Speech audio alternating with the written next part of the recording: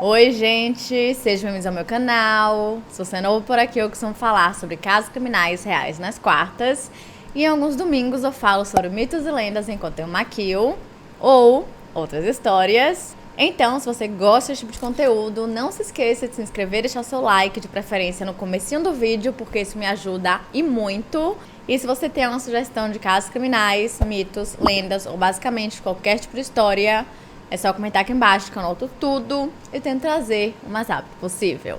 E caso você também tenha uma história real de algum caso criminal que aconteceu com você, com a sua família ou até mesmo na sua cidade, ou quem sabe um evento mais paranormal, do jeito que a gente tanto ama, é só enviar por e-mail ddmeanoitestories@gmail.com.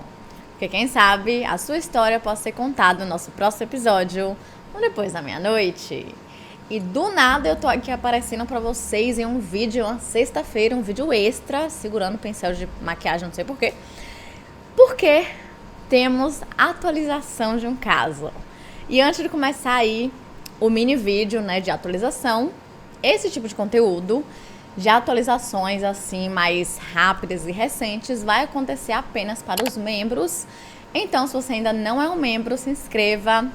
Esse é o momento, porque no final de fevereiro já começarei aí a postar o primeiro vídeo extra que vai sair apenas lá. E não é que eu não vá trazer nunca vídeo de atualização aqui, óbvio que não, óbvio que eu irei trazer, só que nos membros eu vou trazer com uma velocidade um pouco maior. Então, aqui para todo mundo, para todos os inscritos, vão sair mais quando o caso for solucionado ou quando realmente tiver muita informação. E nos membros vai ser uma coisa realmente mais rápida, mais de atualização. Então eles vão ficar sabendo aí das coisas que aconteceram com um pouco mais de velocidade e rapidez do que para aqui, para todos vocês, tá bom? Então, se você não se inscreveu ainda nos membros, se inscreva e eu espero vocês lá. Mas eu já estou falando demais, então chega de blá blá e vamos ficar de hoje.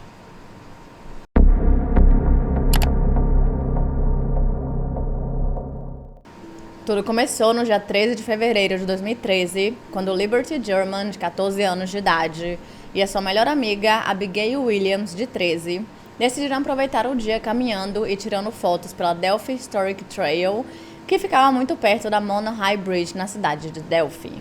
E apesar de ser uma segunda-feira, naquele dia elas não tinham aula porque os seus professores iriam fazer uma reunião para que eles pudessem organizar o novo ano escolar.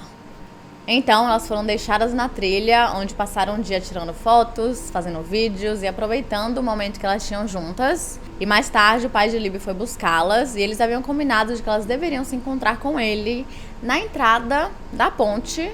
Porém, quando ele chegou lá, elas não estavam em lugar nenhum e após procurarem pelas meninas, juntamente com alguns outros membros das famílias, elas simplesmente haviam desaparecido. Logo depois, a família relatou o desaparecimento das duas e, juntamente com a polícia, vários voluntários começaram a fazer uma busca naquele mesmo dia, até que realmente não desse mais, porque começou a escurecer, então ficava um pouco mais complicado. E, infelizmente, no dia 14 de fevereiro, os corpos de Abby e Libby foram encontrados na floresta. E até hoje, nós não sabemos exatamente o que aconteceu com as meninas. A única coisa que sabemos realmente é que elas foram assassinadas, mas só isso. Porque os detetives decidiram manter essa informação em sigilo, porém, eles disseram que a cena era terrível e sádica. Pelos próximos meses, a polícia de Delphi, juntamente com a Polícia Estadual de Indiana, publicaram algumas informações no intuito de encontrar um responsável, e isso incluía uma foto do suposto assassino. Acontece que Libby, que por sinal era uma fã de casos criminais, investigação, mistério, enfim, ela chegou a gravar um vídeo do homem, do assassino, na Mona High Bridge. E então ela postou no Snapchat, que é uma rede social extremamente grande nos Estados Unidos. Na verdade, ela é mais usada do que o próprio Instagram. Mas mesmo com esse vídeo, foi muito difícil identificar esse homem, porque ele estava um pouco afastado e não dava para ver claramente o seu rosto, porque ele estava usando um chapéu. Mas um retrato falado foi feito desse homem para ver se alguém conseguia identificá-lo, mas infelizmente, nada. Em 2019, os detetives decidiram descartar o primeiro retrato falado e fizeram um novo, de um outro homem muito mais jovem, e eles acabaram focando apenas nesse segundo esboço. Mas tá aí outra coisa que ninguém sabe o motivo do porquê eles decidiram focar tanto em um homem que era claramente muito mais jovem do que o homem que estava sendo gravado no vídeo do Snapchat. Afinal, como eu falei, eles realmente mantiveram muitas informações em sigilo. E isso de forma nenhuma é uma coisa ruim. Na verdade, em muitos casos é necessário que você faça isso, porque se você divulgar tudo que você tem, inclusive as informações do suspeito, é bem provável que a pessoa veja, fuja e ela nunca seja encontrada. Porém, meus amigos, é aqui que começam a ser frescos, porque finalmente, no dia 28 de outubro de 2022, as coisas mudaram. Nesse dia foi anunciada uma coletiva de imprensa e logo após isso começaram a surgir várias especulações após a irmã de Libby, chamada Kelsey, começou a postar várias coisas, várias publicações em suas redes sociais, bem enigmáticas, mas que dava para perceber que talvez a polícia havia feito uma prisão. E finalmente, no dia 31 de outubro, mais conhecido também como o melhor dia do ano, porque é o Halloween, a coletiva de imprensa começou. Nessa coletiva, os detetives continuaram ali mantendo o suspense, mantiveram muitas coisas em segredo, em sigilo, mas eles deram algumas informações também bem interessantes. Eles citaram a declaração de causa provável lacrada e também anunciaram que eles tinham um suspeito sob custódia. E esse homem era um homem de 50 anos de idade chamado Richard Allen, que era um morador local de Delphi. Richard chegou a se declarar inocente de todas as acusações em audiência inicial e ele foi indiciado por 2 acusações de assassinato. E no dia 29 de novembro, a tal declaração de causa provável que fez com que ele fosse preso finalmente foi revelada. Nessa declaração, mostrava que Richard tinha ido até a polícia logo após os assassinatos e chegou a oferecer informações sobre si mesmo. De acordo com ele, naquele dia ele estava na trilha de Mono High Bridge, praticamente na mesma hora em que Abby e Libby também estavam. Ele até disse que viu as 2 meninas caminhando e, pasmem, mas ele estava usando exatamente as mesmas roupas que o tal homem misterioso que Libby havia gravado estava usando, que era uma calça jeans e uma jaqueta Carhartt escura. Mas, por algum motivo que ninguém sabe, essa informação ela foi meio que esquecida e arquivada por alguns anos. Outra coisa que estava nessa declaração de causa provável era que tinha, sim, uma evidência física que colocava o Richard na cena do crime, que era uma bala de calibre 40. E adivinha? Perto dos corpos também havia sido encontrada uma bala de calibre 40.